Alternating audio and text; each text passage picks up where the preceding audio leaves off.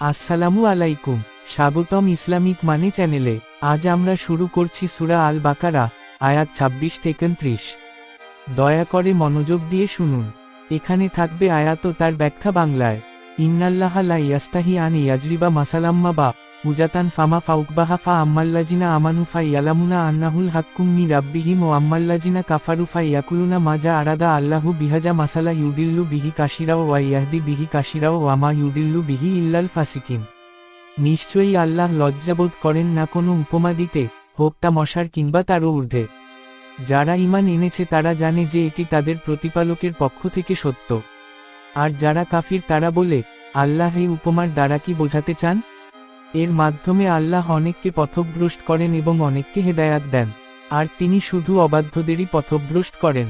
আল্লাজিনা ইয়ানকুদুনা আহদাল্লাহি মিন বা দি মিসাক্কিহি ওয়ায়াক্তাউনা মা আমারাল্লাহু বিহি অয়ুসাল ওয়ায়ুফসিদুন ফিল আরদি উলাইকা হুমুল খাসিরুন।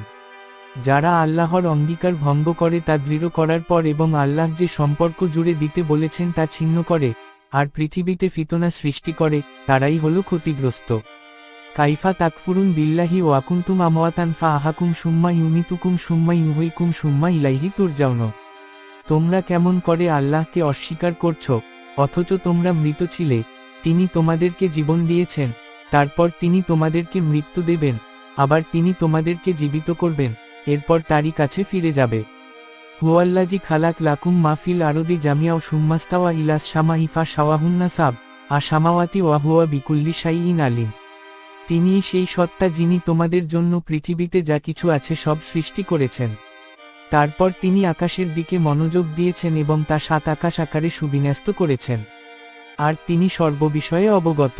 ওয়া ইজ কালা রাব্বুকা লিলমালাইকাতি ইন্নী যা ইলুন ফিল আরদি খলিফাহ কালু আতাজ আলু ফিহা মান ইউফসিদু ফিহা ওয়া ইয়াসফিকুদ্দিমা ওয়া নাহনু নুসাব্বিহু বিহামদিকা ওয়া নুকাদ্দিসু লাকা কালা ইন্নিয়া লামু মা লাতা লামুন।